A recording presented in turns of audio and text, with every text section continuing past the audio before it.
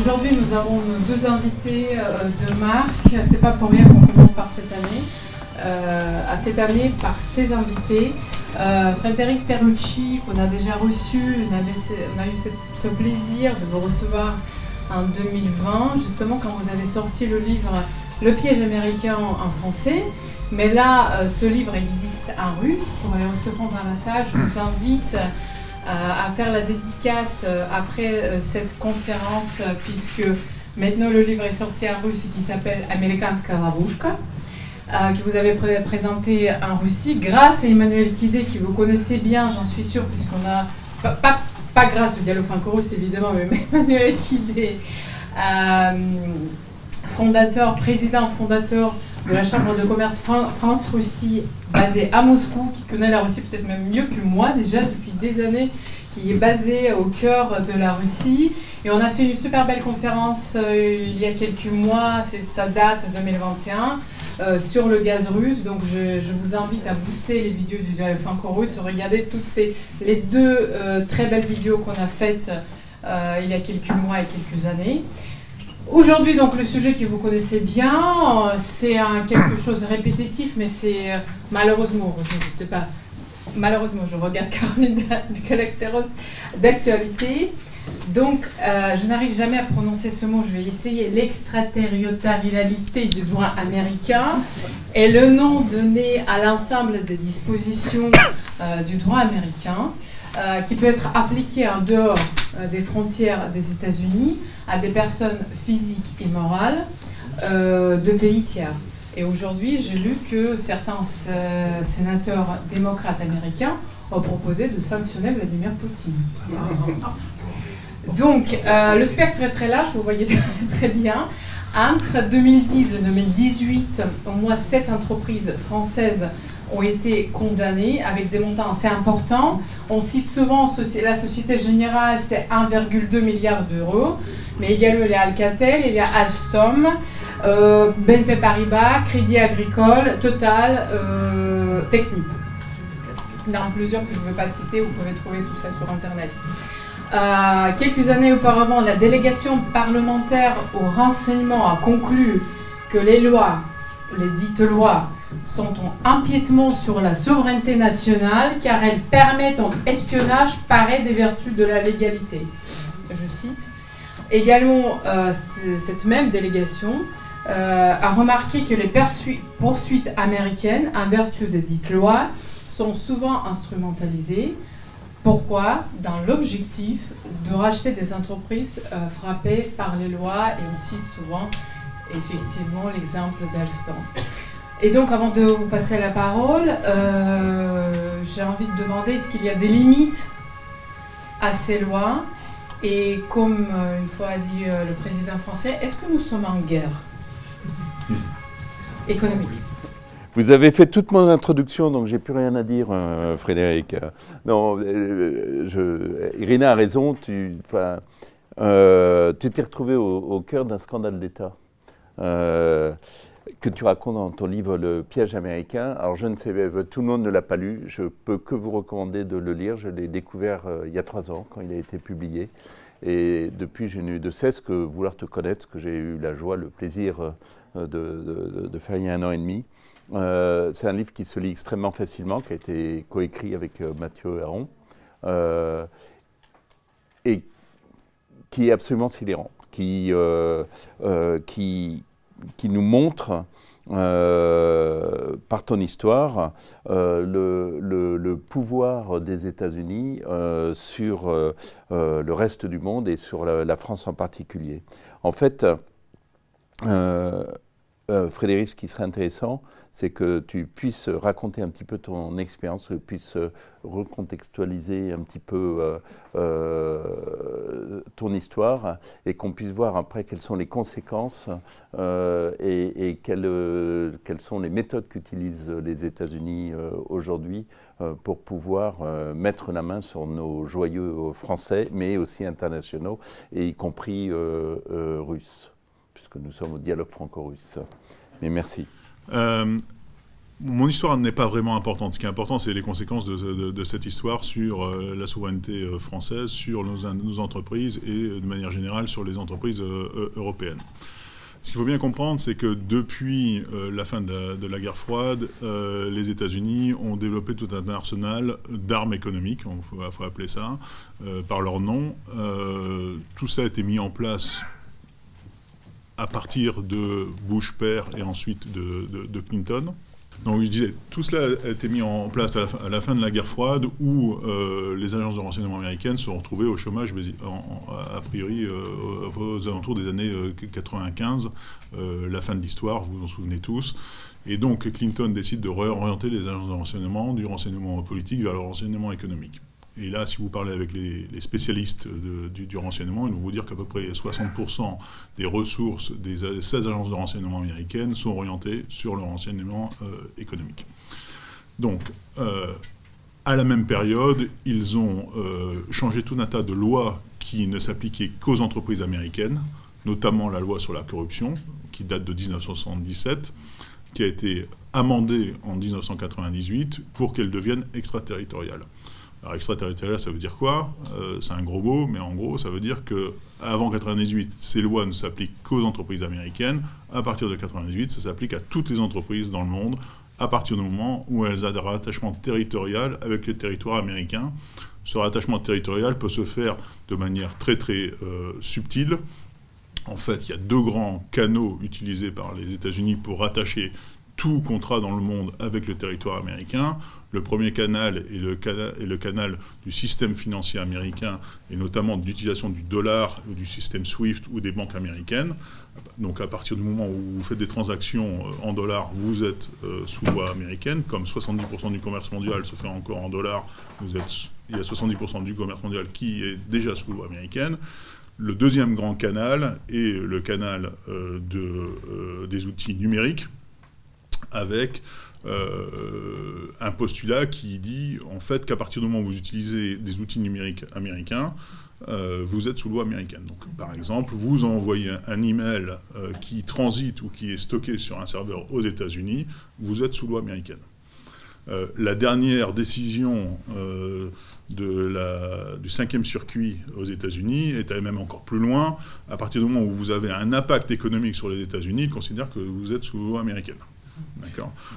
Donc, en gros, on est toujours sous loi américaine. Donc, on est toujours sous loi américaine. D'accord.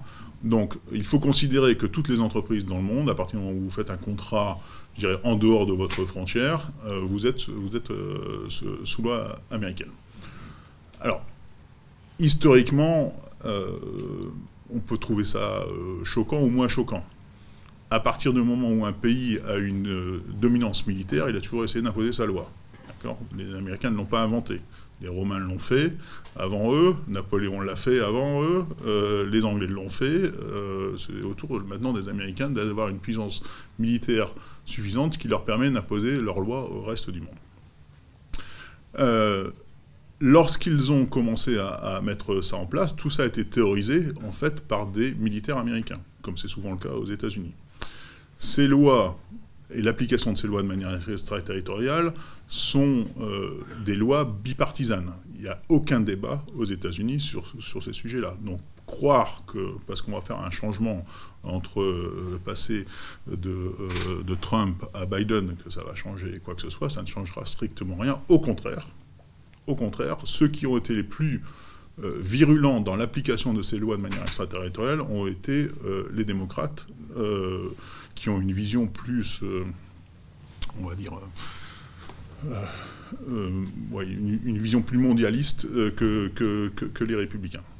Donc, on a vu certaines grandes vagues d'application de ces lois de manière extraterritoriale, notamment sous l'ère Obama, où, sous l'ère Obama, vous avez eu une application extrêmement forte de ces lois qui ont ciblé principalement les entreprises européennes. Donc, soi-disant, les partenaires des États-Unis. Alors, pourquoi est-ce qu'ils ont ciblé particulièrement les Européens et les Japonais?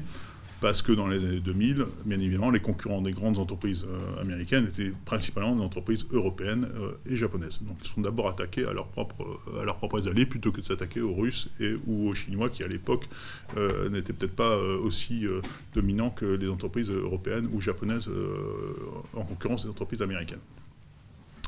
Donc ce qu'ils ont fait, ils ont commencé à attaquer des secteurs faciles. D'accord ? Donc les secteurs faciles, c'est le pétrole, les télécoms, l'énergie, avant de s'attaquer à d'autres secteurs beaucoup plus éloignés stratégiquement de ce qui est important. Donc ce qu'ils ont fait, et on voit un accroissement très significatif à partir du milieu des années 2000, ne serait-ce que sur la loi anticorruption américaine. Les États-Unis avaient cette loi depuis 1977. Entre 1977 et le début des années 2000, cette loi n'a quasiment pas été appliquée. D'accord, elle n'a pas été appliquée pour une bonne raison, parce que en Europe et au Japon, la corruption était autorisée par l'État. C'est-à-dire que lorsque les entreprises françaises payaient des pots de vin à l'étranger, les entreprises françaises allaient déclarer à Bercy les pots de vin qu'ils payaient à l'étranger pour que ce soit déductible des impôts sur les sociétés. Ce qui était le cas dans beaucoup de pays européens, au Japon aussi. Donc les entreprises américaines qui se sont retrouvées avec la loi américaine qui leur interdisait de payer des pots de vin à l'étranger se sont retrouvées en porte-à-faux sur les marchés internationaux et donc ont tout fait pour que cette loi ne s'applique pas à leurs propres entreprises pendant 25 ans. Et c'est ce qui s'est passé. On n'est pas les seuls à faire des lois qu'on n'applique pas. Sauf que après la fin de la guerre froide, ils ont bien évidemment changé leur fusil d'épaule et utilisé ces armes comme armes de guerre économique. Et là, on voit vraiment la puissance américaine, c'est-à-dire qu'ils font d'une pierre deux coups. Un, ils changent leur loi pour la rendre extraterritoriale. Deux, ils font pression sur les pays membres de l'OCDE pour que les pays membres de l'OCDE arrêtent de payer des pots de vin, en tout cas que ce soit plus cautionné par leur État. Et donc vous avez la Convention anticorruption de l'OCDE de 1998, retranscrit en droit français, notamment en l'an 2000, qui interdit à tous les pays membres de l'OCDE de continuer à valider les pots de vin payés par leurs entreprises à l'étranger. Donc, je reviens au montant des amendes, à peu près 10 millions de dollars collectés en 2005 par les autorités américaines pour l'application de cette seule loi anticorruption. Là, l'année dernière, on en était quasiment à 5-6 milliards. Donc un accroissement exponentiel de ces amendes.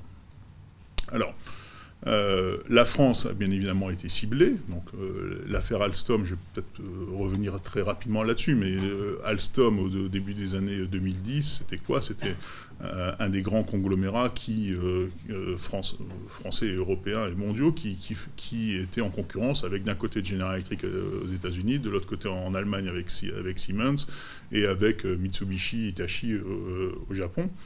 Donc nous étions quand même sur la partie, nous avions 3 métiers. Le premier métier, le métier de construction de centrales électriques de tout type, où là nous étions leaders mondiaux dans les îlots conventionnels de centrales nucléaires, dans l'hydraulique et dans le charbon. Désolé. Sur la partie, dans la deuxième division qui était la division transport d'électricité, et troisième division, celle que vous connaissez toutes, la partie transport ferroviaire avec les métros et les TGV. Donc aujourd'hui, ce qu'il reste, c'est que la partie métro TGV. Les 2 tiers ont été vendus à General Electric, qui en a fait la catastrophe que vous connaissez tous. On avait promis 1000 créations d'emplois, il y a eu 5000 destructions d'emplois, perte de technologie et perte de souveraineté sur tout ce pan-là. Et donc, la conséquence pour le pays, ça a été quand même la perte de souveraineté sur la production d'électricité en France. Je rappelle que la production d'électricité en France est à 75% d'origine nucléaire. Donc en perdant Alstom, on a perdu la maintenance de toutes nos centrales nucléaires françaises et la construction des nouvelles centrales sur la partie conventionnelle, dans la partie des turbines. Après le rachat, General Electric a notamment menacé EDF d'arrêter de leur fournir des pièces de rechange pour les centrales nucléaires, parce qu'ils voulaient renégocier le contrat de service avec EDF. Donc je ne sais pas si vous imaginez à quel point vous donnez dans les mains d'un pays étranger des outils pour vous étrangler, en fait. Parce qu'arrêter de fournir des pièces de rechange pour nos centrales nucléaires, ça veut dire en gros mettre le pays dans le noir. Vous avez la possibilité de mettre le pays physiquement dans le noir. Alstom, en 100 ans de relation avec EDF, et croyez-moi, ça n'a pas toujours été rose, on n'a jamais menacé EDF d'arrêter de leur fournir des pièces de rechange. Sauf que lorsque vous êtes une entreprise étrangère, vous pouvez vous permettre tout ce que vous voulez. Il y a aussi les sous-marins. Alors, il y a les sous-marins, mais il y a surtout le Charles de Gaulle, aussi la propulsion du Charles de Gaulle. Les États-Unis avaient fait le même genre de rétorsion lorsqu'on avait décidé de ne pas les suivre dans la deuxième guerre du Golfe. En rétorsion, ils avaient arrêté de nous fournir des catapultes pour le Charles de Gaulle. Donc on avait un beau porte-avions, mais qui était en rade, c'était le cas de le dire, parce qu'on ne pouvait pas propulser d'avion. Donc, nous avons perdu cette partie-là, mais ce n'est pas le seul. Avant l'affaire Alstom, vous aviez eu l'affaire Alcatel, vous aviez eu l'affaire Technip, vous aviez eu l'affaire Total. 3 grandes entreprises françaises qui avaient été aussi ciblées par les autorités américaines pour des raisons de corruption un peu partout dans le monde. Et là, ce que nous avions perdu à l'époque, nous avions perdu Alcatel, qui a été racheté ensuite par Nokia. On a perdu notre capacité, alors que nous étions leader mondiaux sur les réseaux, de promouvoir la 4G puis la 5G. Nous avons perdu avec Technip la capacité de poser les câbles sous-marins, et avec Alcatel de les fabriquer. Donc des activités aussi stratégiques. Donc en quelques années, nous avons perdu ce que nous avions mis des dizaines d'années à construire, souvent sur la commande publique. Je vais peut-être m'arrêter là, sur la partie introductive, mais on va parler ensuite des autres pays, des conséquences sur les autres pays peut-être. Oui. Ce qui serait intéressant aussi, Frédéric, c'est que tu nous expliques, on comprend bien ce que font les États-Unis, mais comment font-ils tu as l'exemple d'Alstom, tu as l'exemple d'autres entreprises, comment faut-il pour prendre possession des informations, prendre possession des entreprises et au bout d'un moment prendre le pouvoir au sein des entreprises qu'ils ont contrôlées? Alors, ils sont très malins, et franchement, il faut leur tirer le chapeau. Moi, je leur tire le chapeau, parce que franchement, pour avoir mis ça en place, en fait, ils vont cibler une entreprise, et ils vont ensuite appeler le directeur juridique ou le directeur général de cette entreprise en lui disant, voilà, nous avons des preuves contre votre entreprise, soit parce que vous avez fait de la corruption, soit parce que vous avez enfreint les embargos américains, soit parce que vous avez enfreint les sanctions américaines, soit vous avez fait ci, etc., etc. Donc, en gros, vous êtes sous loi américaine et vous avez enfreint une de nos lois. Donc, comme vous ne pouvez pas enfreindre nos lois, et comme vous êtes un responsable éthique, vous allez devoir faire une enquête interne à l'intérieur de votre entreprise pour que nous comprenions exactement ce que vous avez fait. Donc c'est là où le piège est extrêmement intéressant, c'est qu'ils vous imposent aux dirigeants d'entreprise de faire eux-mêmes une enquête sur leur propre entreprise qu'ils payent eux-mêmes. D'accord ? Donc ce qu'ils vont vous faire, ils vont vous dire, voilà, vous avez 4 ou 5 cabinets sur la place de Washington, vous en choisissez un, parce que nous, on n'a confiance qu'entre ces 4 ou 5 cabinets américains, et ce cabinet va venir chez vous pour faire une enquête interne complète. Là, vous avez 2 choses à négocier avec le Department of Justice. La première chose que vous devez négocier, c'est le périmètre géographique de cette enquête. Ils vont vous dire, par exemple, vous avez fait de la corruption en Roumanie, donc vous allez leur dire, dans ce cas-là, moi je vais faire une enquête interne sur mes activités roumaines. Ils vont vous dire, non, non. Si vous avez fait de la corruption en Roumanie, c'est que vous avez fait de la corruption pas un peu partout dans le monde, donc vous allez faire une enquête interne mondiale, sur toutes vos filiales dans tous les pays. Déjà, celui qui se frotte les mains, c'est le cabinet d'avocats que vous avez recruté pour faire cette enquête interne. Parce que lui, il voit les dollars qui s'affichent. La deuxième chose que vous allez négocier avec le département de justice, c'est le périmètre temporel de cette enquête interne.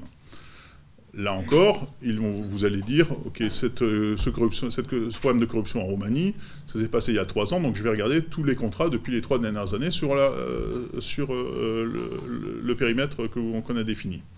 Ils vont vous dire, non, vous allez aller beaucoup plus loin que ça. Vous allez dire, ok, vous avez une prescription sur ces lois de 5 ans, donc on va regarder sur les 5 dernières années. On va dire, non, nous, la prescription, c'est pas le sujet. D'accord ? Nous, ce qu'on veut, c'est que vous fassiez une enquête interne sur les 10 dernières années. On va dire, mais il y a prescription au bout de 5 ans. Vous voulez coopérer avec la justice américaine, donc vous allez nous signer ce papier-là, comme quoi vous renoncez vous-même à la prescription comme gage de bonne coopération avec les autorités américaines. Et toutes les entreprises signent. D'accord ? Donc signent. Donc vous vous retrouvez à faire une enquête interne sur les 10 dernières années mondiales. Quand vous vous retrouvez, c'est le cabinet américain. Celui qui voit les dollars défiler, c'est le cabinet américain, d'accord, d'avocats. D'accord ? Parce que ensuite, ce cabinet d'avocats va venir chez vous, d'accord, et va aller ponctionner tous les emails sur les 10 dernières années mondiales, toutes les transactions financières, tous les contrats avec vos clients, tous les contrats avec vos consultants, tous les contrats de lobbying, etc., avec vos fournisseurs. Donc c'est une masse de données, vous imaginez, colossale. Bien évidemment, ce cabinet d'avocats va se faire aider par des cabinets, ce qu'on appelle des cabinets de forensique, qui vont aller chercher dans toutes ces données les éléments qui peuvent incriminer l'entreprise. Donc cette enquête interne va durer 1 an, 2 ans, 3 ans, en fonction de la taille de l'entreprise. Cette enquête interne, en général, va coûter autant que le prix de l'amende. C'est un ratio, on parle d'un ratio de 1 à 1 en général entre le coût que vous allez payer en amende et le coût que vous allez payer en mise en place, en enquête interne, plus mise en place d'un programme de conformité anticorruption derrière. Donc, à la fin de cette enquête interne, vous allez revoir le cabinet, le département de justice, en leur montrant les résultats de cette enquête interne. Vous ne pouvez pas cacher au cabinet d'avocats qui va travailler pour vous une petite filiale. Par exemple, vous n'allez pas pouvoir dire, vous allez regarder à toutes nos filiales, sauf notre petite filiale en Suisse, parce qu'on n'aimerait pas trop que vous alliez mettre votre nez dans notre filiale en Suisse. Si vous dites ça à votre cabinet d'avocat américain, tout de suite, ce qu'il va dire, il va aller voir le département de justice, il va dire, je ne peux pas faire mon travail de manière éthique, d'accord, et donc je me retire de cette affaire. C'est le pire. C'est la pire des choses qui puissent vous arriver, parce que dans ce cas-là, ça veut dire qu'en fait, vous ne coopérez pas avec la justice américaine. D'accord ? C'est exactement ce qui est arrivé dans le cas d'Alstom, entre guillemets. D'accord ? Donc, vous retournez voir le département de justice avec le résultat de votre enquête interne. Vous devez commencer votre présentation par dénoncer vos propres employés. Ils n'écoutent pas le reste de votre présentation si vous ne leur mettez pas en première page la liste des employés qui ont été impliqués dans les faits de corruption ou autres. Ensuite, vous devez leur expliquer quel contrat vous avez gagné, avec quel intermédiaire, quel profit vous avez réalisé sur ces projets-là, et ensuite, ils vous donnent la note. Voilà, ils vous donnent le montant de l'amende à payer. Ça, c'est si tout se passe bien. Si tout se passe bien, vous en sortez avec une amende, et vous en sortez avec ce qu'on appelle un Deferred Prosecution Agreement. Alors, un Deferred Prosecution Agreement, ça veut dire quoi ? Ça veut dire la chose suivante, c'est très hypocrite, en gros. Vous reconnaissez les faits, vous payez l'amende, mais vous n'avez pas de condamnation pénale de l'entreprise si vous vous comportez bien dans les 3 prochaines années. Donc pendant les 3 prochaines années, ils vont vous mettre un deuxième cabinet d'avocats chez vous, un moniteur, qui va s'assurer que pendant les 3 prochaines années, vous allez continuer à respecter votre nouveau code de conduite, votre nouvelle règle anticorruption, etc., etc. Et si tout se passe bien, à la fin de ces 3 années, le moniteur va faire un rapport qui va dire, OK, ils se sont bien comportés, donc là, on arrête les poursuites. En fait, les poursuites ne sont jamais matérialisées, et donc l'action publique s'arrête. Ça, c'est si vous coopérez avec la justice américaine.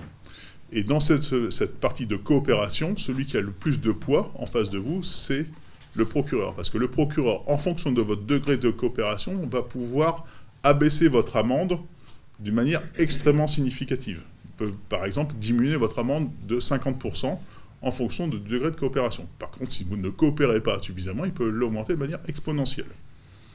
Donc dans ce cas-là, personne ne vaut, croyez-moi, une augmentation, une réduction d'amende de 10 à 100 millions de dollars. Donc, lorsque je dis que c'est un piège à la fois pour l'individu qui se fait arrêter, mais c'est surtout un piège pour l'entreprise qui, en fait, n'a quasiment pas de moyens de négocier. Et c'est un piège pour l'État, parce que l'État français ou autre ne va pas être mis au courant par le dirigeant, en général, de ces enquêtes-là, parce que le dirigeant a un risque pénal pour lui-même, et donc ce qu'il souhaite, c'est faire un accord avec les autorités américaines le plus rapidement possible, d'accord, pour éviter lui-même de finir dans les geôles américaines. D'accord ? Et donc, pour ce faire, il va enfreindre les lois européennes, notamment la loi française sur le transfert des données, sur les lois de blocage européennes, et la loi de blocage française. Il va préférer enfreindre les lois françaises pour transférer des données aux États-Unis dans le cadre de ses enquêtes internes, plutôt que d'aller voir les autorités françaises en leur disant « je suis sous enquête américaine, donc je n'ai pas le droit de transférer certaines données ». Vous savez qu'en France, on a une loi de blocage qui interdit aux entreprises de transférer des données lors d'enquêtes étrangères. Tout ça doit passer par Bercy. Et donc, comme il n'y a pas d'amende mise aux entreprises françaises qui enfreignent ces lois de blocage, ils préfèrent enfreindre ces lois de blocage et en espérant une diminution de l'amende côté américain. Donc c'est très sournois comme procédure. Ça, c'est si ça se passe bien. Si ça se passe mal, c'est-à-dire que si vous ne coopérez pas avec les autorités américaines, dans ce cas-là, ils vont commencer à arrêter des dirigeants de l'entreprise. Alors, ils ne vont pas arrêter le CEO de l'entreprise, hein, ils vont arrêter des gens juste en dessous, parce que le CEO, il faut quand même garder quelqu'un avec qui négocier. D'accord ? Donc, on va arrêter des gens juste en dessous pour faire comprendre au PDG que s'il ne coopère pas, c'est lui le prochain sur la liste. Et croyez-moi, quand vous êtes une entreprise du CAC 40, qu'on vous commence à arrêter un de vos dirigeants, le lendemain, si vous ne coopériez pas avant, le lendemain, vous êtes à plat ventre à Washington en train de coopérer avec les autorités américaines. Dans le cas d'Alstom, ils sont même allés plus loin. Lorsque le PDG d'Alstom était sur le territoire américain, donc en situation d'extrême faiblesse, d'accord, en train de négocier avec General Electric le prix de la vente des activités d'Alstom à General Electric, le jour même, ils ont arrêté dans les Caraïbes l'ancien numéro 3 d'Alstom, d'accord, pour bien lui montrer au PDG d'Alstom qui était sur le territoire américain qu'il pouvait l'arrêter à n'importe quel moment. Donc vous imaginez négocier le prix de vente de vos activités des 2/3 d'Alstom lorsque vous êtes sur le territoire américain dans ce type de conditions. Il avait quitté Alstom quand ? Alors, pour vous montrer jusqu'à quel point ils vont, cette personne qui a été arrêtée dans les Caraïbes sur son bateau était un Anglais qui avait travaillé chez Alstom de 2002 à 2005, qui ensuite avait quitté Alstom, était reparti en Angleterre, qui avait pris sa retraite en 2008, était arrêté en 2014, donc 6 ans après être à la retraite et 9 ans après être reparti du groupe, alors qu'il était dans les îles Caraïbes sur son bateau. Vous imaginez, la descente du FBI sur votre bateau, on vous arrête, on vous emmène, etc., alors que vous êtes à la retraite, vous avez 70 ans. D'accord ? Donc, ce sont des méthodes extrêmement violentes. Et ce que je vous raconte là sur l'affaire Alstom, ça arrive tous les jours. Mais ça arrive tous les jours. Ça arrive tous les jours dans toutes les entreprises. Le cas Alstom n'est pas un cas particulier. C'est toujours. Mais Frédéric, tu devrais décrire un tout petit peu aussi ton cas personnel. C'est-à-dire quand il fait, parce qu'ils te prennent, ils t'arrêtent, ils te mettent en prison, tu juges, et c'est pas très embêtant. On juge pour une corruption, voilà. Mais comment ont-ils fait ? Il y a une chose que je voudrais préciser quand même, c'est qu'on t'a jugé pour un crime que tu n'as jamais commis. Parce qu'il y avait eu un cas de corruption d'Alstom en Indonésie, qui était un cas tout à fait mineur, mais tu n'étais pas directeur général de la filiale à l'époque, ça n'a rien à voir avec toi. Donc on t'a arrêté pour une corruption qui n'est absolument pas sous ta présidence. Moi, je ne peux pas dire ça. À partir du moment où on plaide coupable aux États-Unis, vous n'avez pas le droit de dire publiquement que vous n'êtes pas coupable. Donc, moi, je peux le dire. Voilà. Sinon, ils rouvrent le dossier. Hein. Donc, non, c'est quand même assez spécifique. Hein. Donc, non, moi, ils m'ont arrêté à la descente d'avion à Kennedy, alors que, voilà.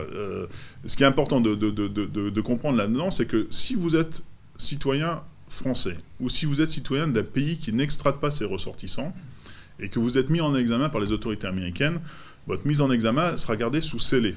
C'est-à-dire que vous ne saurez pas que vous êtes mis en examen. Ils font ça pour une bonne et simple raison, c'est qu'ils pensent que si vous savez que vous êtes mis en examen, vous allez vous réfugier dans votre pays et que vous allez rester le reste de vos jours dans ce pays, dans votre pays. Bon, quelqu'un qui est passé du Japon au Liban, ça vous rappelle quelque chose, je suppose, voilà. Bon, voilà, même sujet. D'accord ? Donc, oui, mais ça veut dire que lorsque vous gérez votre entreprise, vous ne pouvez pas gérer de la même manière les Français, des Américains, des Anglais, etc., parce que chacun va être soumis à des pressions différentes. Donc ça, c'est la première chose. Donc lorsque j'ai été mis en examen, effectivement, je ne savais pas que j'avais été mis en examen, j'avais été mis en examen 6 mois plus tôt. Ce qui est intéressant de voir aussi dans ce contexte-là, c'est que dès que j'étais arrêté, ils m'ont demandé de jouer la taupe à l'intérieur de mon entreprise. Donc ça... On vous arrête un dimanche soir, on vous met dans une pièce avec un procureur, un agent du FBI, et vous êtes attaché au mur avec des menottes, et on vous demande de jouer la taupe à l'intérieur de votre entreprise plutôt que d'appeler l'entreprise ou d'appeler le consulat. Qu'est-ce que vous faites? Vous jouez la taupe, vous jouez pas la taupe? On fait un petit test ce soir, là. Qui joue la taupe? Personne? Ça paraît plus simple, sinon vous allez en prison. Hein. Bah, vous avez tous tort. D'accord? Non, mais vous avez tous tort. Parce qu'en fait, pour éviter la prison, il faut jouer la taupe. Mais ça, on n'est pas préparé à jouer la taupe. Vous êtes d'accord? En France, on n'est pas préparé à ce genre de choses. Le dialogue, tout le monde est préparé. Voilà. Voilà. Alors, mais ce qui est intéressant, c'est que lorsque je fais ce genre de conférence avec que des Américains dans la salle, et que vous posez la même question, vous avez plus de la moitié des gens qui lèvent la main et qui disent « je vais jouer la taupe ». Pourquoi? Non, mais c'est très simple. Pourquoi? Parce qu'ils connaissent très bien leur système judiciaire. D'accord? Ils connaissent très bien le département de justice. Et pour un Américain... Est-ce qu'il y a des Américains dans la salle? Non? Pas d'Américains? Si? Très rare. Non, non, mais... Allez, laissez-moi. Non, mais quand vous êtes Américain et que vous connaissez votre système judiciaire... Vous avez plus peur du département de justice que de la NSA, du FBI, de la CIA réunis. D'accord ? Le département de justice, c'est ce qui peut vous mettre en prison pendant très très longtemps. Et aux États-Unis, vous avez un taux d'incarcération qui est 7 fois supérieur au taux d'incarcération par habitant par rapport à la France. D'accord ? En France, vous avez 70 000 personnes en prison. Si on avait même le même taux qu'aux États-Unis, on aurait 1,5 million de personnes en prison. Donc, ce qui veut dire que tout le monde aux États-Unis connaît quelqu'un qui est en prison. D'accord? Qui ici connaît quelqu'un qui est en prison ou qui est allé en prison? Voilà, 2-3 personnes, voilà. Bon. Vous faites le même test avec que des Américains dans la salle, vous avez la moitié de la salle, encore une fois, qui lève la main. D'accord? Ils connaissent tous des gens qui sont allés en prison. D'accord? Donc, lorsque le département de justice vous demande de jouer la taupe dans votre entreprise, vous réfléchissez à 2 fois, parce que vous savez que vous allez en prison pendant très très très longtemps, si vous ne le faites pas. Je vais vous poser la question de manière différente. Vous avez la DGSE ou DGSI qui vous demande pour les Français de jouer la taupe dans votre boîte. Déjà, vous réfléchissez à 2 fois avant de dire non. Vous êtes d'accord? Vous avez le FSB qui vous demande de jouer la taupe si vous êtes russe dans votre boîte. Vous réfléchissez à 2 fois avant de dire non, non. On est d'accord? On est d'accord, on n'a pas le même référentiel. Ben là, c'est pareil. D'accord? Pour un Américain, si c'est le département de justice qui demande de jouer la taupe, il va réfléchir à 2 fois. D'accord? À l'intérieur d'Alstom, tous les tops que moi j'ai identifiés étaient des Américains. D'accord? Qui ont joué la taupe dans la boîte dont un qui a joué la taupe pendant plus de 3 ans. Jouer la taupe, c'est pas facile, hein? Non, mais ça veut dire que vous allez tous les jours au boulot avec un micro autour du cou, que vous enregistrez vos collègues et que vous les poussez à s'auto-incriminer lors des discussions que vous avez avec vous. Et le soir, quand vous rentrez à la maison, avant de dire bonjour à monsieur ou à madame, vous avez un débriefing de l'agent du FBI qui écoute ce que vous avez enregistré et qui vous dit ça c'est bien, ça c'est pas bien, demain t'y retournes. D'accord ? Ils ont fait ça même dans les réunions d'anciens salariés, d'accord, du groupe. Donc les tops allaient discuter dans la réunion d'anciens salariés, où vous avez bu une bière et pour essayer de se rappeler les bons souvenirs. Tu te souviens comment on a gagné ce contrat au Vietnam, tu te souviens comment on a fait ça, etc. On s'était bien marré, etc. Voilà. C'est ça, jouer la top. C'est très stressant aussi de jouer la top à l'intérieur de son entreprise. C'est très compliqué. Donc, moi, je ne jette pas la pierre. Je dis simplement que voilà, des gens doivent prendre des décisions très difficiles dans des conditions très compliquées. Donc ça, c'était les premiers instants. Et ça, vous n'êtes pas préparé. Personne n'est préparé à ce genre de choix à faire sur le moment. Le deuxième choix à faire sur le moment, non, plutôt une des autres conséquences de l'affaire, c'est que lorsque vous êtes emprisonné comme ça, moi, comme j'ai refusé de jouer la top, tout de suite on m'a mis en prison de haute sécurité. Lorsque vous êtes en prison de haute sécurité, quelle est la première réaction que vous voulez, que vous voulez faire? Appelez votre avocat. D'accord. Lorsque l'entreprise a envoyé un avocat pour me défendre, vous pensez que c'était une bonne idée? Bah, avec 1000 $ de l'heure, on est quand même content que ce soit quelqu'un d'autre qui les paye, l'avocat, non? Ouais, bah oui, forcément. D'accord. Sauf que c'est une très mauvaise idée que ce soit l'entreprise qui paye votre avocat. D'accord, parce qu'il y a un conflit d'intérêts énorme, comme je l'ai expliqué avant, entre l'entreprise et la personne qui vient de se faire arrêter. D'accord. Donc, forcément, le cabinet d'avocats doit être payé par une assurance différente et non pas par l'entreprise. Donc ça, dans les entreprises, c'est pas toujours bien compris. L'autre chose, c'est que lorsque j'étais arrêté, ce que j'ai demandé tout de suite, c'est beaucoup d'informations pour pouvoir me défendre, sachant que personne ne venait me voir et que j'avais un avocat qui ne travaillait pas pour moi. Donc j'ai demandé quand même des informations pour pouvoir me défendre. Qu'est-ce que j'ai demandé? Les chartes d'organisation de l'époque, les emails entre les personnes impliquées, les papiers signés pour avoir trouvé ces consultants, un rapport d'audit qui avait été fait qui me disculpait, etc.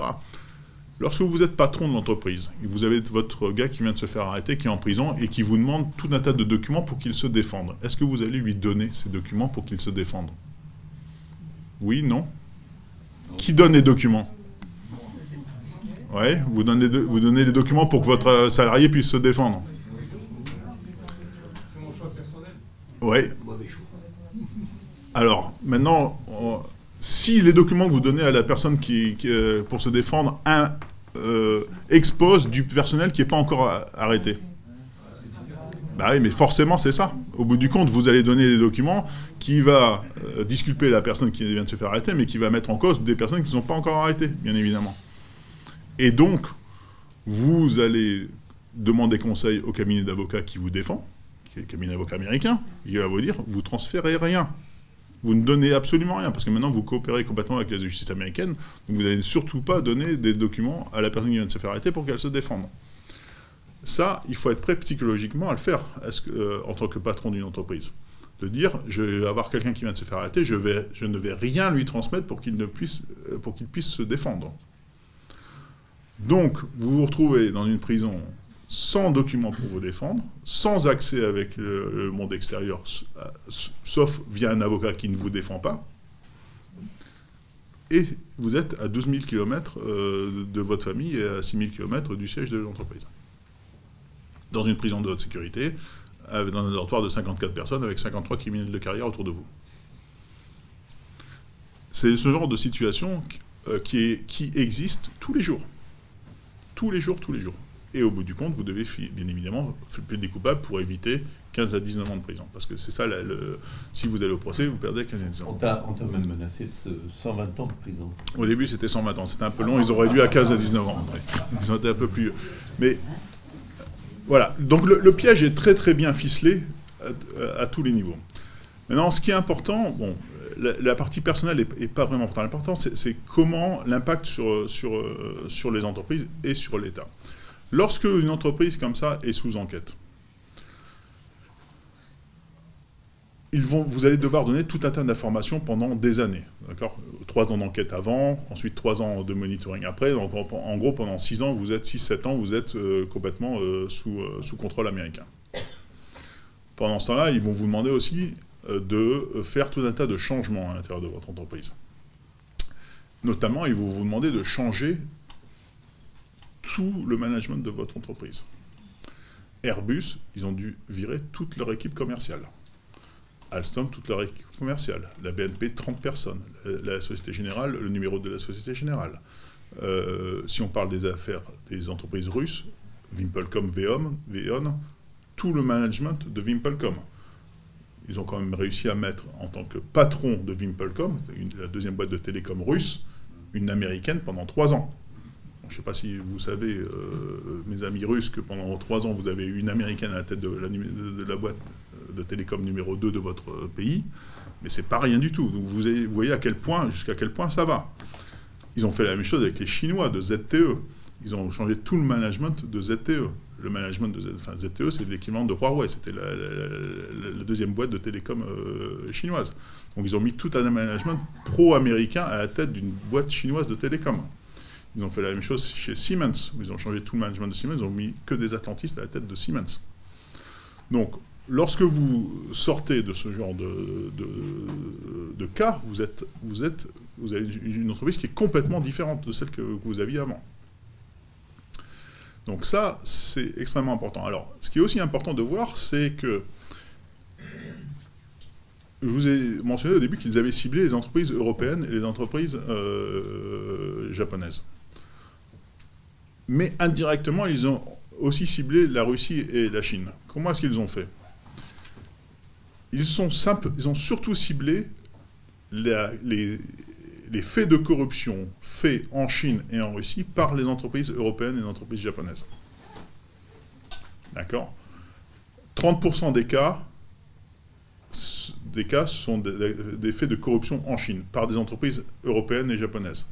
Ensuite, une dizaine de pourcents, ce sont de la corruption en Russie par ces mêmes entreprises européennes et japonaises. Pourquoi est-ce qu'ils ont ciblé ces deux pays-là ? Parce que lorsque vous avez l'entreprise qui doit se mettre à poil, entre guillemets, en donnant toutes les informations aux autorités américaines. Lorsque vous donnez ces informations aux autorités américaines, vous donnez quoi comme information ? Vous donnez aussi l'information de tous les intermédiaires que vous avez utilisés. Et les intermédiaires que vous avez utilisés vont être questionnés par les agents du FBI. Et ils vont dire à tous ces intermédiaires-là qu'ils ont l'immunité à condition qu'ils dénoncent à qui ils ont payé des pots de vin dans ces pays-là. Donc, les autorités américaines, ensuite, ont une base de données énorme de personnes en Russie et en Chine qui sont corrompues. Vous imaginez l'impact que ça peut avoir sur ces pays. Et ça, vous ne savez pas en Russie ou en Chine, parce que ces enquêtes ont été faites aux États-Unis avec des entreprises européennes et des entreprises japonaises. Mais eux ont récupéré la liste de toutes les personnes qui sont corrompues dans vos pays. Et après, vous imaginez l'outil, le levier énorme que cela représente pour les États-Unis d'avoir la liste des personnes corrompues, non seulement la liste, mais les preuves de corruption.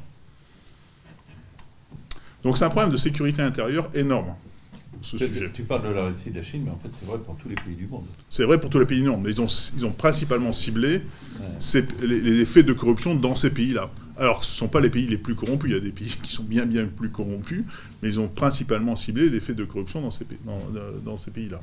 Exactement. Et après, ça permet de faire chanter qui on veut. D'accord ? Et d'utiliser ça d'une manière... voilà, pour des raisons économiques, politiques, tout ce que vous voulez.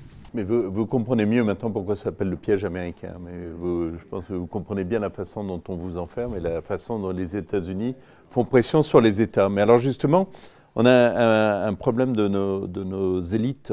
Pourquoi les États-Unis défendent leurs intérêts? Après tout, ils le font très bien. Et pourquoi ne défendons-nous pas les nôtres? Alors, Encore une fois, moi, j'en veux pas aux États-Unis. Je pense qu'ils jouent leur jeu avec toutes les armes à leur disposition. Le problème n'est pas eux, le problème c'est nous. Le problème c'est que nous ne réagissons pas à cela. En tout cas, très peu. Alors, quelques pays ont commencé à réagir. Le premier pays qui a commencé à réagir, devinez lequel c'est? Non. Non. Non. La Grande-Bretagne. La Grande-Bretagne. D'accord?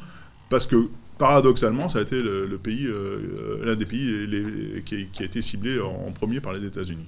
Pour une affaire d'armement entre British Aerospace, qui avait été condamné par les Américains pour avoir payé des pots de vin en Arabie Saoudite. Bon, c'est quand même un peu fort de café, parce que l'Arabie Saoudite, il y a qui paye des pots de vin en Arabie Saoudite depuis 50 ans, c'est quand même les Américains. Mais bon, voilà, ils sont allés trouver British Aerospace pour avoir payé des pots de vin en Arabie Saoudite. C'est une affaire d'ailleurs extrêmement cocasse, parce que les Anglais avaient commencé une enquête contre British Aerospace pour avoir payé des pots de vin en Arabie Saoudite. L'Arabie Saoudite a menacé ensuite l'Angleterre de faire des attentats sur le territoire anglais s'ils continuaient leur enquête pour corruption sur l'Arabie Saoudite. Tout ça est documenté. Vous pouvez aller sur YouTube, vous allez voir les enregistrements de l'époque du ministre de la Justice anglaise qui, sous la pression d'Arabie Saoudite, arrête l'enquête contre British Aerospace. Et c'est Tony Blair qui a pris cette décision à l'époque. Pendant 2 ans, ils ont arrêté l'enquête à cause des menaces de l'Arabie Saoudite. Et les États-Unis sont arrivés comme cheval blanc pour sauver la face de tout le monde en condamnant British Aerospace pour avoir fait de la corruption en Arabie Saoudite. D'accord, 400 millions de dollars. Donc les Anglais se sont dit, ok, là on s'est bien fait avoir quand même, et donc ils ont fait la première loi en réponse aux lois américaines qui s'appelle le UK Bribery Act, la première loi de réponse, en disant on va faire notre propre loi pour traiter le cas de nos propres entreprises en Angleterre. Et depuis, ils traitent les cas des entreprises anglaises en Angleterre, sauf que les Américains continuent bien évidemment à taper aussi sur les Anglais, et ils ont mis une amende récemment à Rolls-Royce, d'accord, pour des faits de corruption, etc. Mais au moins, ils ont réagi. Nous avons réagi après l'affaire Alstom avec la loi Sapin 2. Avant l'affaire Alstom, il y avait eu Total, Technip, Alcatel. C'était passé comme une lettre à la poste, personne n'avait réagi. Il a fallu attendre le scandale Alstom pour enfin réagir. On a fait la loi Sapin 2. La loi Sapin 2, c'est une loi qui est défensive. La loi Sapin 2 dit la chose suivante. En gros, pour protéger les entreprises françaises sur le futur, on impose aux entreprises françaises de mettre en place des programmes anti-corruption en place. Et pour protéger les entreprises françaises sur ce qu'elles ont fait, il y a 3 ans, il y a 5 ans, il y a 7 ans, on adopte en fait un schéma à l'américaine. C'est-à-dire qu'on permet aux entreprises françaises de venir faire leur mea culpa au PNF en disant mea culpa, maxima culpa, j'ai fauté, j'ai payé des pots de vin il y a 5 ans, donnez-moi une amende et je vous fais un chèque. D'accord ? Ça s'appelle la Convention judiciaire d'intérêt public. C'était le seul moyen de protéger les entreprises françaises de l'extraterritorialité américaine sur des faits vieux. Voilà. Donc, on a commencé à réagir, mais il n'y a pas de réaction européenne. Par exemple, des pays qui ont été extrêmement touchés, comme l'Allemagne, ne réagit absolument pas. Le Japon ne réagit pas. Ceux qui réagissent, le Brésil réagit actuellement, parce que le Brésil a été aussi très touché par cet extraterritorial. Vous vous souvenez de l'affaire de Lava Jato avec Petrobras, etc., où il y a eu d'énormes amendes payées par les entreprises brésiliennes aux États-Unis, et il y a eu un cas quasiment le cas similaire d'Alstom avec Embraer. Vous voyez ce que c'est Embraer ? Embraer, c'est l'entreprise d'avion numéro 3 après Airbus et Boeing. Donc au moment où Airbus a racheté Bombardier, les Américains ont utilisé le FCPA pour faire exactement la même chose. Ils ont mis une amende, ils ont arrêté le directeur commercial d'Embraer, l'ont mis en prison, menacé le CEO d'aller en prison, et ils ont racheté Embraer en les menaçant. Alors, l'un des problèmes, c'est que ça a pris tellement de temps de racheter Embraer, parce qu'il y a une procédure judiciaire en place, qu'il y a eu l'affaire du Covid, et avec le Covid, ils n'en voulaient plus d'Embraer. Donc ils auraient... Non mais c'est extrêmement incroyable. Les militaires ont réussi à garder la partie militaire d'Embraer, pas la partie civile, mais au bout du compte, Boeing n'en voulait plus, parce que, voilà, donc ce marché s'est effondré. Et des exemples comme ça, je peux vous en donner plein. Si on regarde les élections 2022... Sur un sujet...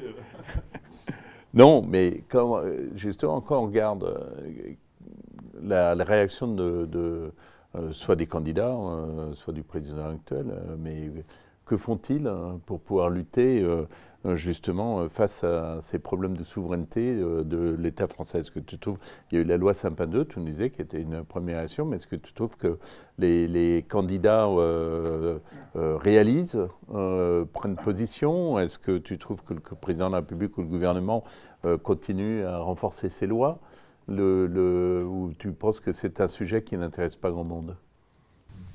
Alors bon, a priori, ça intéresse du monde, parce qu'on voit quand même qu'il y a beaucoup de gens, beaucoup de personnes ce soir présents. Donc moi, je trouve que c'est un sujet qui interpelle de plus en plus les personnes.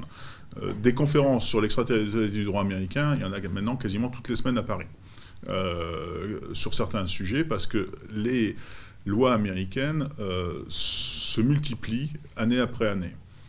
Je vais vous donner un exemple qui est extrêmement flagrant, c'est sur le numérique. Et ça, c'est vraiment le gros problème. Vous vous souvenez tous de l'affaire Snowden, Wikileaks. Que dit Snowden, que disent Wikileaks? En gros, que les États-Unis ont mis en place le projet PRISM avec la NSA. Le projet PRISM, c'était quoi? C'était une centaine d'entreprises du numérique américaines qui travaillaient main dans la main avec la NSA pour espionner systématiquement et capter toutes les données de tout le monde. En fait, de tout le monde dans le monde entier, que ce soit les entreprises, les individus, de tout le monde. Notamment, vous aviez un volet du projet PRISM qui concernait la France et qui disait que toutes les entreprises qui négociaient des contrats de plus de 200 millions de dollars devaient être systématiquement sur écoute. Et donc tous les emails, toutes les conversations téléphoniques de toutes les personnes qui travaillaient sur ces projets-là dans les entreprises françaises, donc Thales, Airbus, Alstom, etc., tout était rapporté au département du commerce américain. Donc bien évidemment, aux entreprises américaines. On est loin des règles de l'OMC sur la concurrence loyale. D'accord ? Ce qu'on nous apprend dans les écoles de commerce, que ceux qui gagnent les contrats, c'est ceux qui ont la meilleure offre au meilleur prix. Il y a plus que je sais peu à qui croit encore ces choses-là. Celui qui gagne les contrats, c'est celui qui a la meilleure information au meilleur moment. Et ça, les anglo-saxons l'ont bien compris. Donc, avec la NSA, le projet PRISM, ils se sont fait prendre la main dans le sac avec l'affaire Snowden. Parce que Snowden a mis ça au grand jour.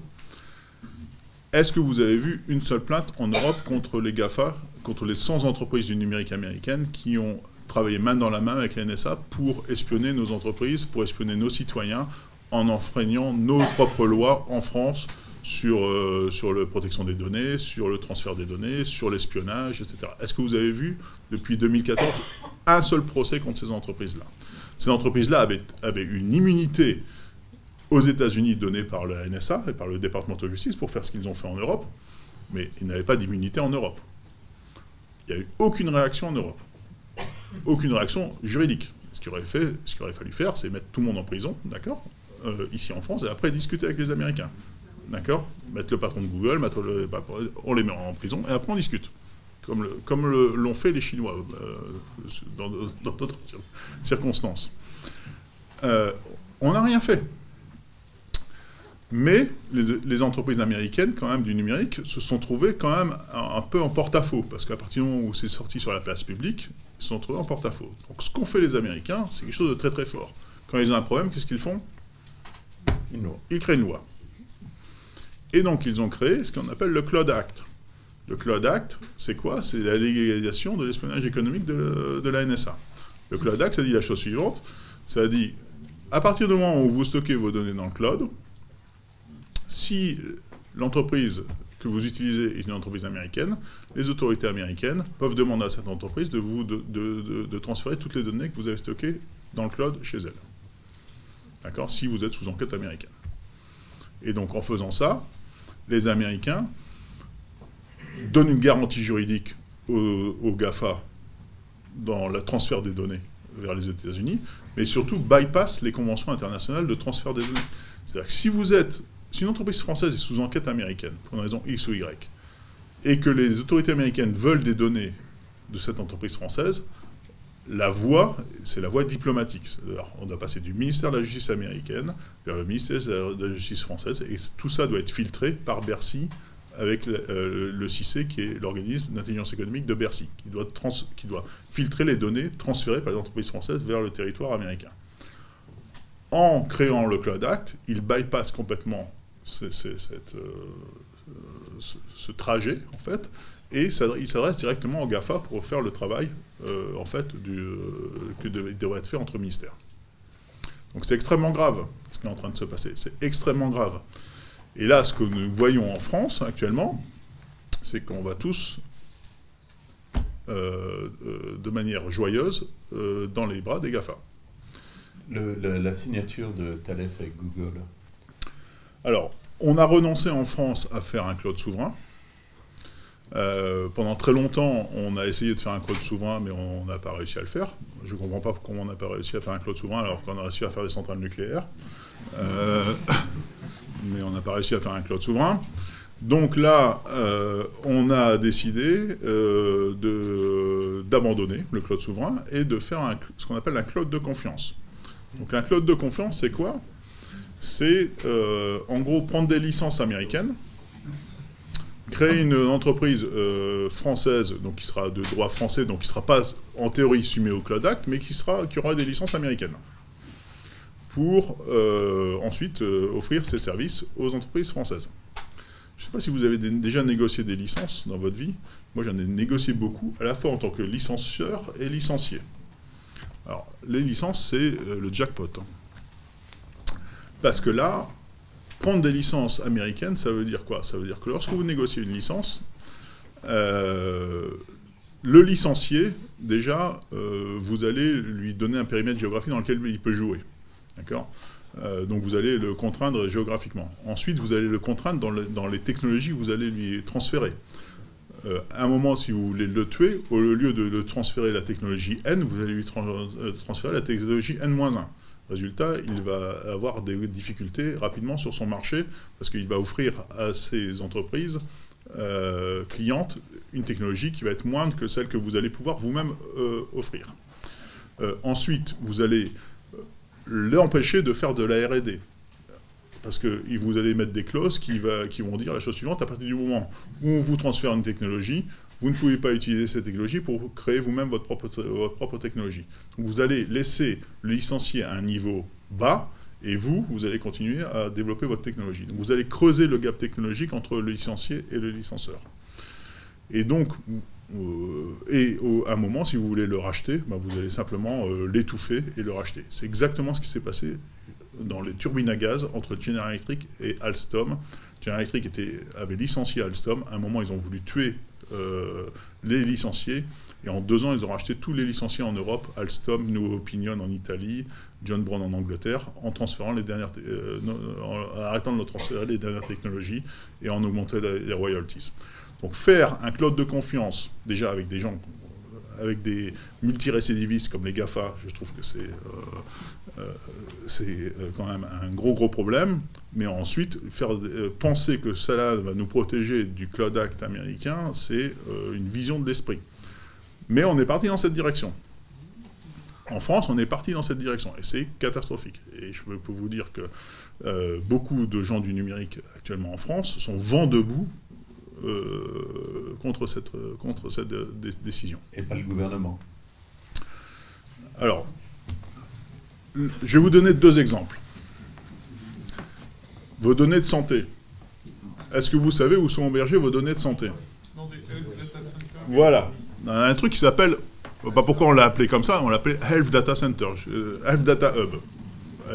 Vous savez pourquoi on n'a pas appelé ça avec un nom français, mais on a appelé ça avec un nom anglais.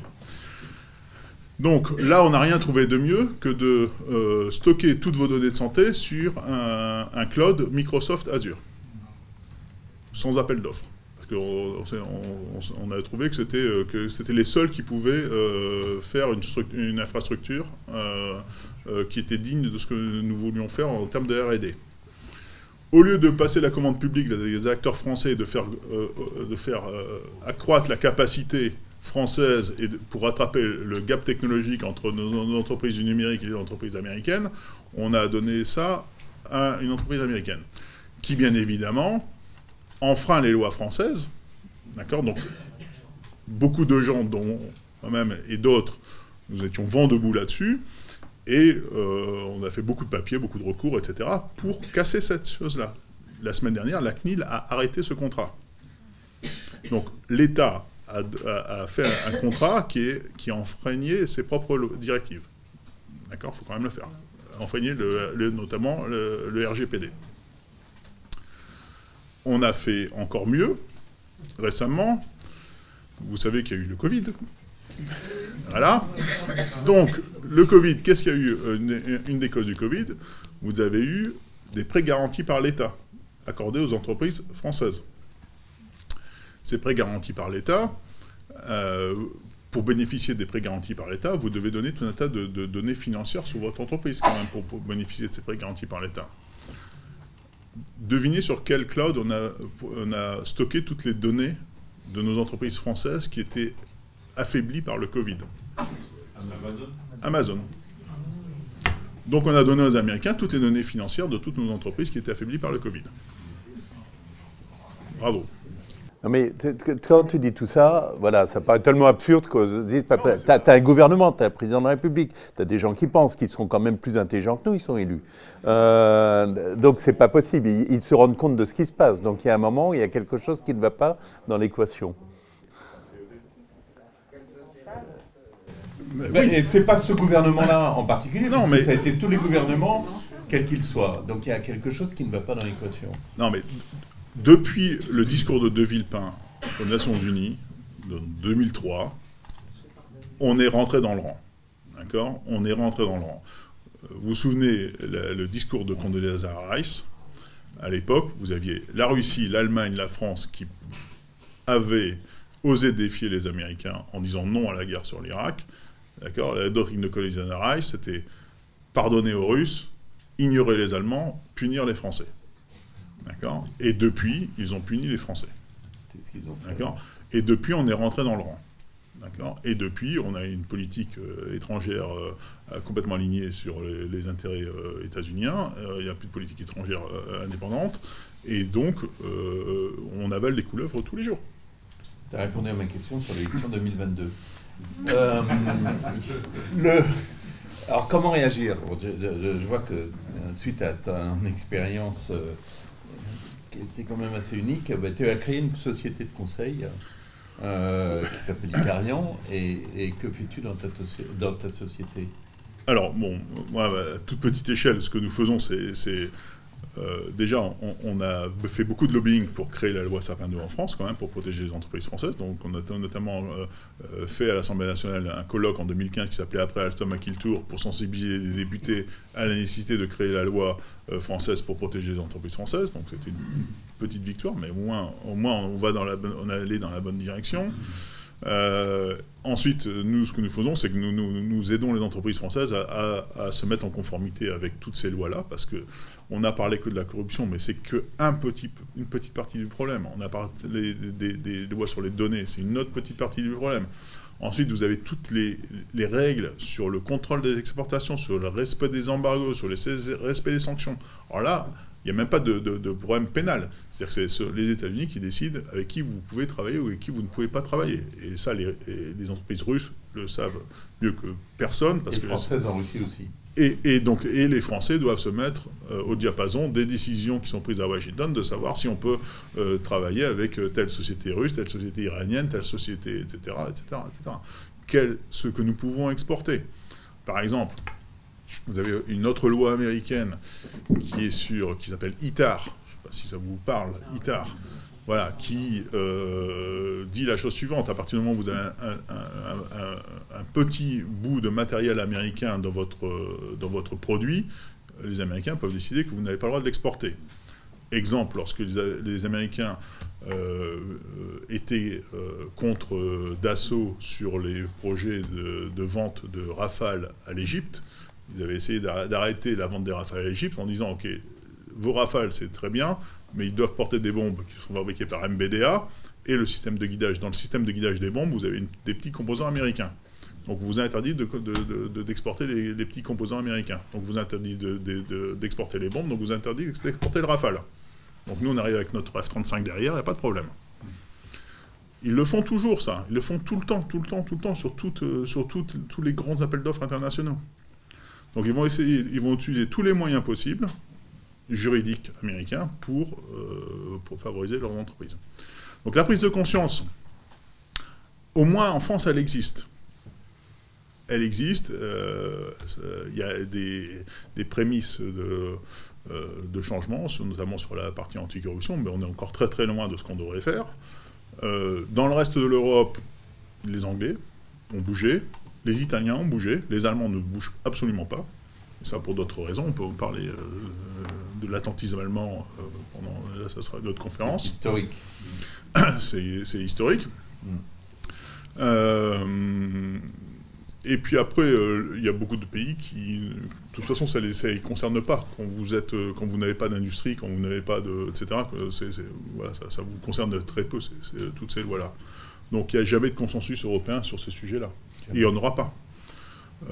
Par contre, je pense que la France peut discuter avec d'autres pays qui sont aussi ciblés, le Brésil, la Russie, la Chine, etc., l'Inde, et faire une politique pour répondre à cette réalité-là. Parce qu'on n'aura jamais de réponse à 27 là-dessus. C'est juste impossible, comme sur quasiment tous les sujets de géopolitique.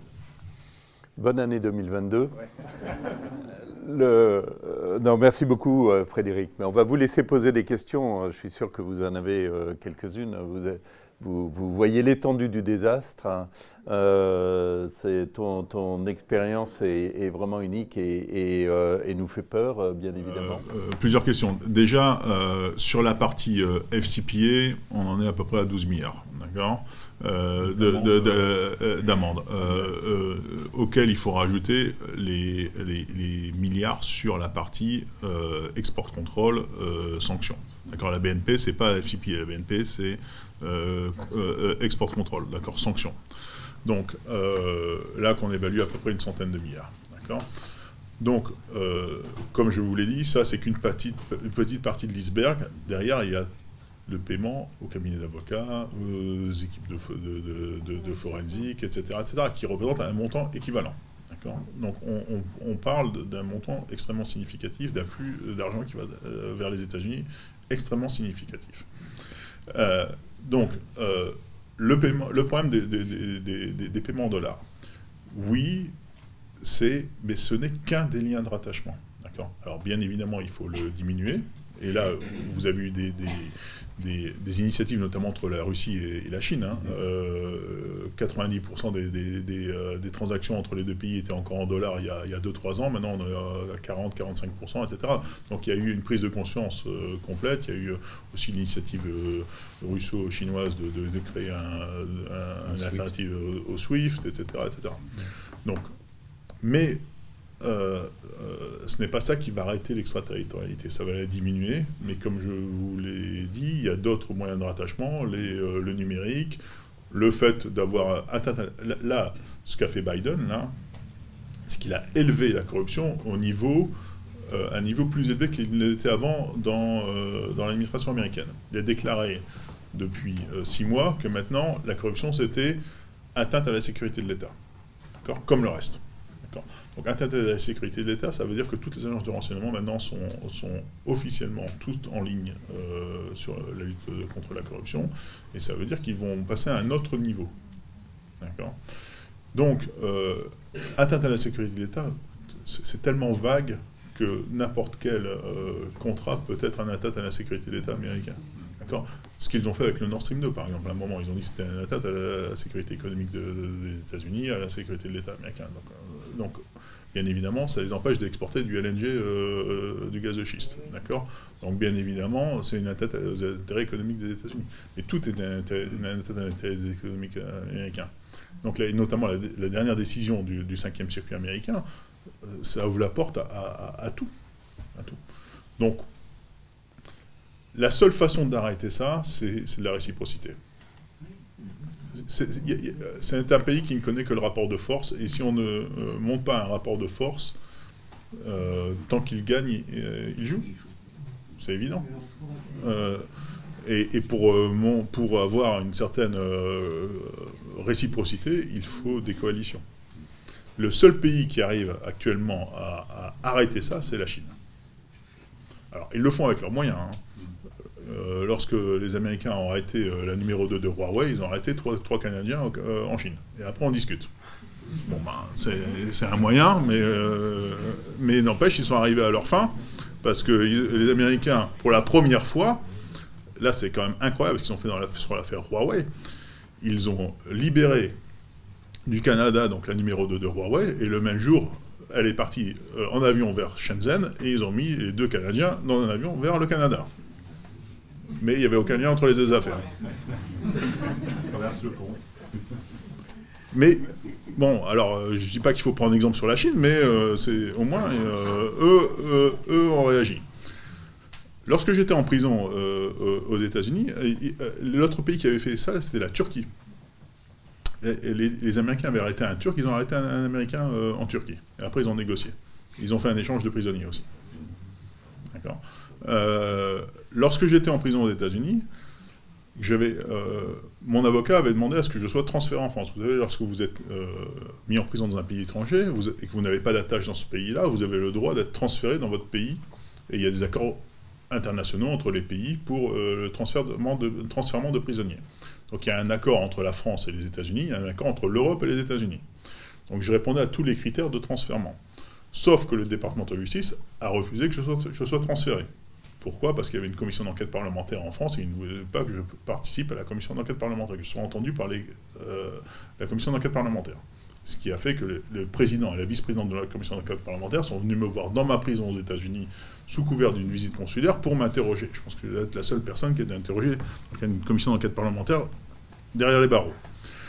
Donc, ils ont refusé. Donc les Français ont dit, OK, on va essayer de faire un échange de prisonniers, comme ils ont refusé. Donc on va regarder les Américains qu'on a en prison en France, et on va faire un échange entre Pierucci et un Américain en France. On a regardé combien d'Américains en France en prison? 0. Le transfert était rapide. Voilà. Merci pour ces 2 questions. Sur la première question, en fait, les Américains peuvent vous arrêter partout dans le monde, à part sur le territoire français si vous êtes citoyen français, parce que la France ne va pas vous extrader vers les États-Unis. D'accord. Ouais, on ne sait jamais, mais bon, on a quand même des lois en France, on n'extrade pas nos ressortissants. Mais ce n'est pas le cas de tous les pays. Les Anglais extradent leurs ressortissants, donc si vous êtes citoyen anglais, vous n'avez no place to hide. Hein. Donc, là-dessus, sur les services secrets français, Montebourg avait demandé l'aide de la DGSE sur le cas Alstom. La DGSE lui a dit, c'est lui qui le dit, on n'enquête pas sur nos amis. Donc il n'a pas eu le support de la DGSE pour enquêter sur l'opération de déstabilisation d'Alstom par General Electric et le département de justice. Maintenant, il y a une chose qui est assez intéressante, c'est qu'il y a une plainte qui a été déposée par Olivier Marleix pour pacte de corruption, et cette plainte est actuellement au PNF, et la juge qui est en charge de cette plainte vient d'ordonner la déclassification de 5 notes de la DGSE sur le cas Alstom. Donc, je ne sais pas, on va voir ce qui va sortir de ça, mais ça sera intéressant.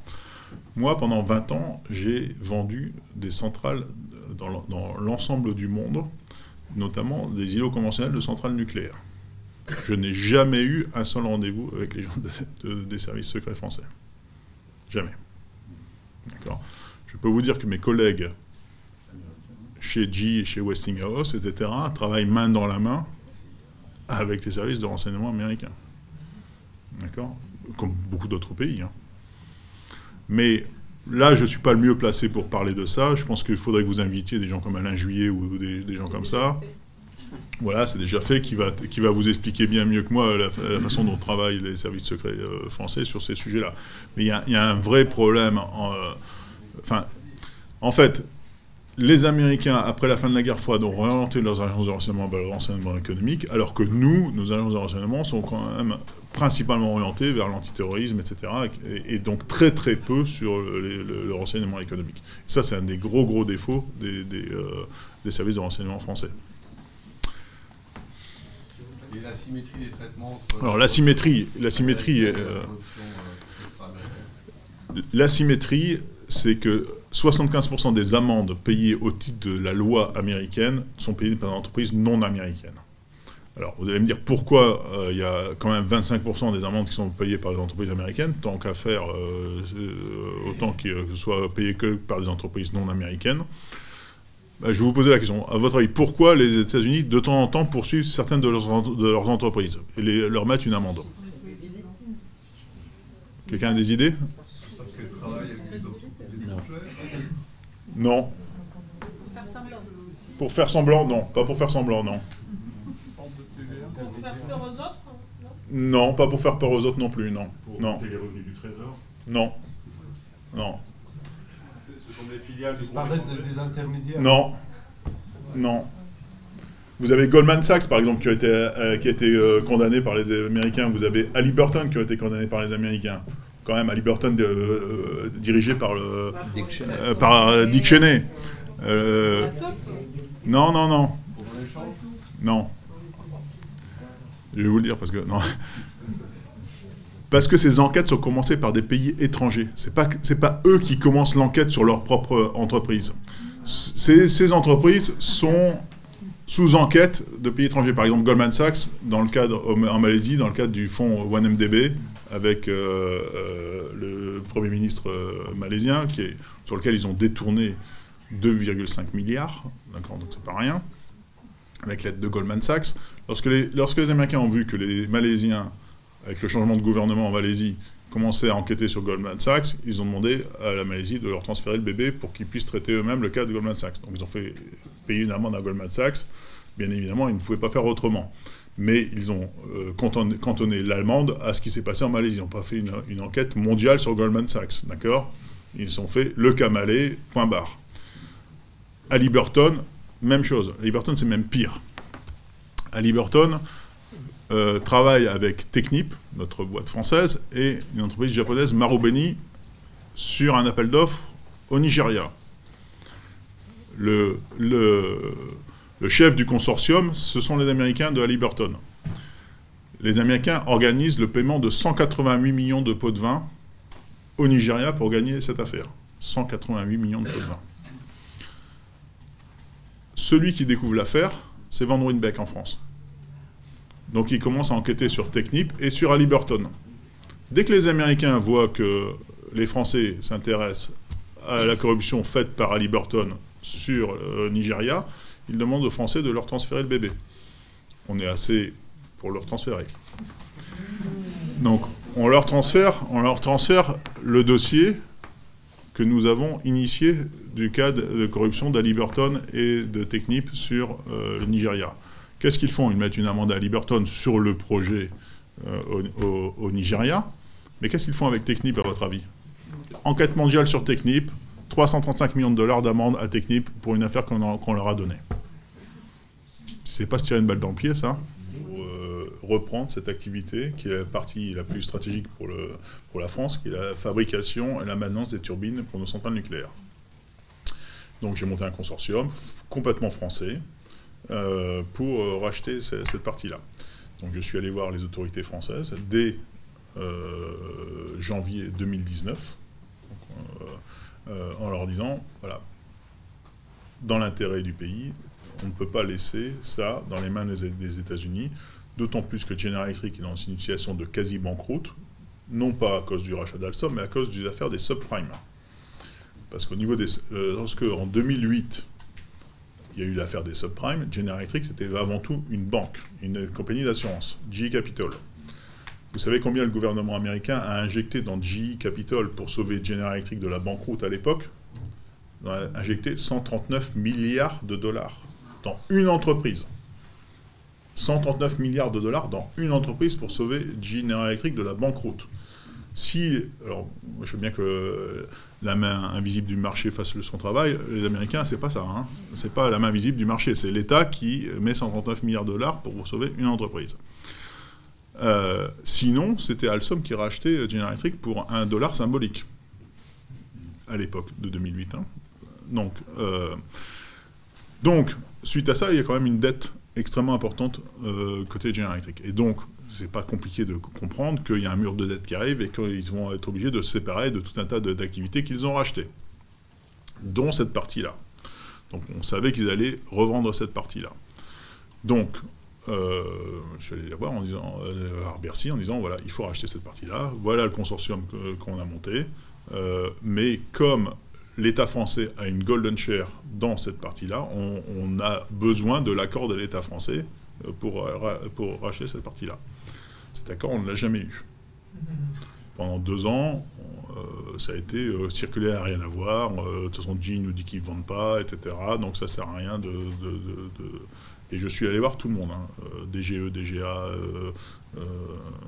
Matignon, tout le monde. Arrive le Covid. Tout le monde devient souverain. Souverainiste. Presque. D'accord, mais au moins, c'est plus un gros mot. D'accord ?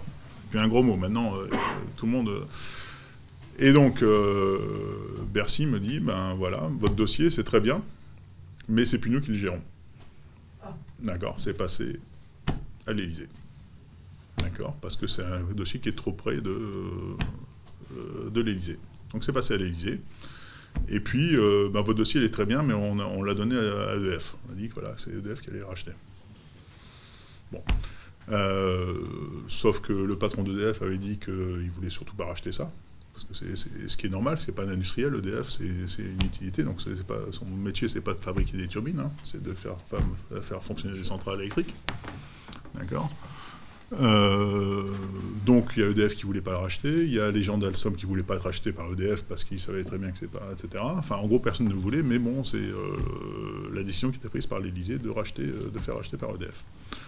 Donc là, ils ont fait racheter par EDF. Alors, c'est un moindre mal, hein. Attendez, je ne vais pas cracher dans la soupe non plus. Au moins, ça repasse sous pavillon français. Donc ça c'est bien. C'est pas le schéma idéal, mais au moins, ça repasse sous pavillon français. Maintenant, ce qui va être intéressant de voir, c'est le prix. Voilà. Comment le dire de manière positive ? Lorsque vous avez le président qui dit qu'on va racheter une entité à 8 mois des élections, quand vous êtes vendeur, vous vous frottez les mains. Vous êtes d'accord avec moi ? Bah oui, forcément, vous dites que le président dit qu'on va me racheter, il a 8 mois pour le racheter, donc moi, le prix, je vais l'augmenter. Un mois après, après avoir dit ça, on dit je vais aussi relancer le nucléaire en France. Donc le prix continue de monter. D'accord ? Continue de monter, sachant qu'on vend l'entité aux clients. Donc on capitalise des profits qui en fait ne sont pas des profits pour l'acheteur, parce que l'acheteur c'est le client de cette entreprise. Enfin bref, on arrive à un montant complètement astronomique de rachat, qui est très loin des évaluations de base. Bon, on va le racheter au prix fort, mais au moins on va le racheter. Ah ben, ça c'est évident.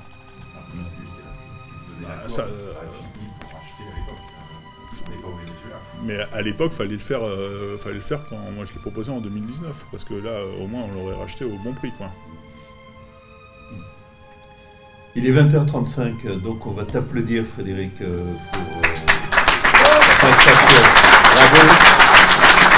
Merci beaucoup, Irina. Merci beaucoup à Irina du Dialogue.com de nous avoir reçus aujourd'hui. On est très heureux. Merci beaucoup. Je suis encore plus heureuse que tout le monde et j'ai l'impression qu'un petit colloque sur le souveraineté s'impose. Merci.